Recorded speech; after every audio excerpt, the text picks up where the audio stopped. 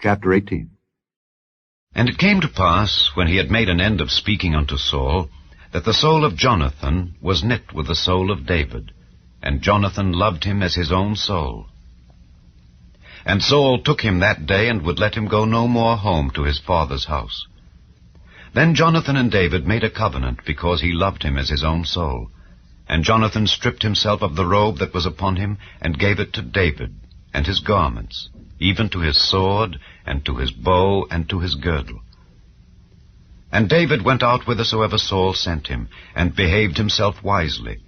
And Saul set him over the men of war, and he was accepted in the sight of all the people, and also in the sight of Saul's servants.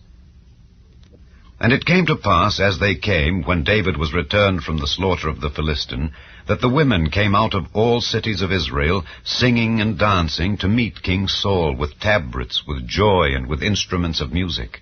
And the women answered one another as they played, and said, Saul hath slain his thousands, and David his 10,000s. And Saul was very wroth, and the saying displeased him. And he said, They have ascribed unto David 10,000s, and to me they have ascribed but thousands. And what can he have more but the kingdom? And Saul eyed David from that day and forward. And it came to pass on the morrow that the evil spirit from God came upon Saul, and he prophesied in the midst of the house. And David played with his hand as at other times, and there was a javelin in Saul's hand.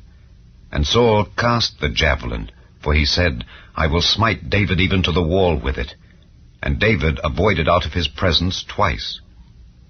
And Saul was afraid of David, because the Lord was with him, and was departed from Saul. Therefore Saul removed him from him, and made him his captain over 1,000. And he went out and came in before the people. And David behaved himself wisely in all his ways, and the Lord was with him. Wherefore, when Saul saw that he behaved himself very wisely, he was afraid of him. But all Israel and Judah loved David, because he went out and came in before them.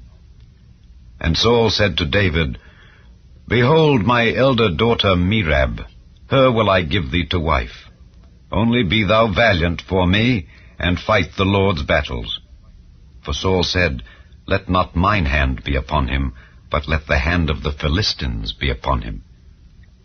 And David said unto Saul, Who am I, and what is my life or my father's family in Israel, that I should be son-in-law to the king? But it came to pass at the time when Merab Saul's daughter should have been given to David, that she was given unto Adriel the Maholathite to wife. And Michal, Saul's daughter, loved David, and they told Saul, and the thing pleased him. And Saul said, I will give him her, that she may be a snare to him, and that the hand of the Philistines may be against him. Wherefore Saul said to David, Thou shalt this day be my son-in-law in the one of the twain. And Saul commanded his servants, saying, Commune with David secretly, and say, Behold, the king hath delight in thee, and all his servants love thee. Now therefore be the king's son-in-law. And Saul's servants spake those words in the ears of David.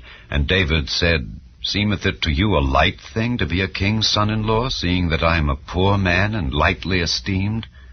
And the servants of Saul told him, saying, On this manner spake David. And Saul said, Thus shall ye say to David, The king desireth not any dowry, but 100 foreskins of the Philistines, to be avenged of the king's enemies. But Saul thought to make David fall by the hand of the Philistines. And when his servants told David these words, it pleased David well to be the king's son-in-law. And the days were not expired.